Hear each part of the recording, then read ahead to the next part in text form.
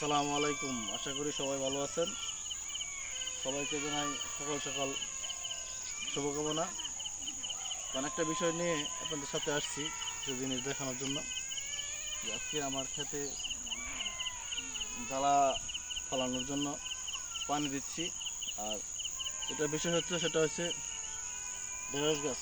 তো দেখো, এখান থেকে আমরা ঢেঁড়স তুলবো আমার ক্ষেত থেকে। আপনারা সবাই দেখবেন। কিছু গাছ আমি লাগাইছিলাম, সুন্দর সুন্দর ঢেঁড়স হয়েছে। এই ঢেঁড়সগুলো খাবারের জন্য তুলবো।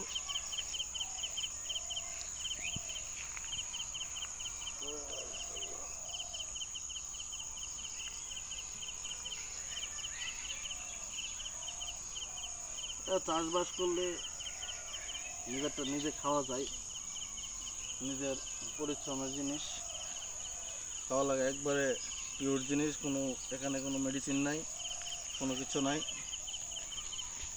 এটা আমাদের নিজের হাতের করা গাছ তোলা। সকাল সকাল নিজের গাছের ফল ছিঁড়ে খাওয়াটা অনুভূতি অনেক ভালো। তো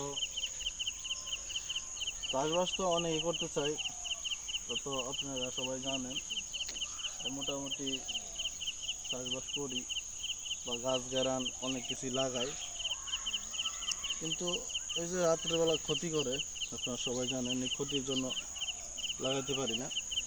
এই যে দেখতেছেন, এখানে আমি গাছ চাষ করছি। এই নতুন চারা লাগাইছে, হলদি চাষ করছি প্রায়। এখানে 10 কেজি হলদি চাষ করছি। এই যে দেখতেছেন,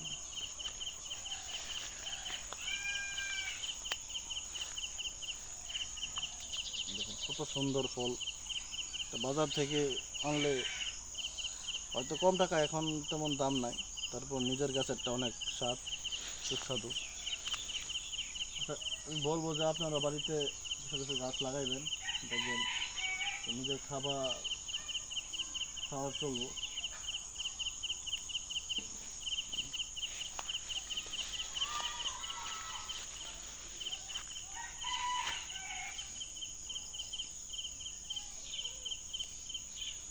আমার বাজি খাওয়ার হয়ে গেছে।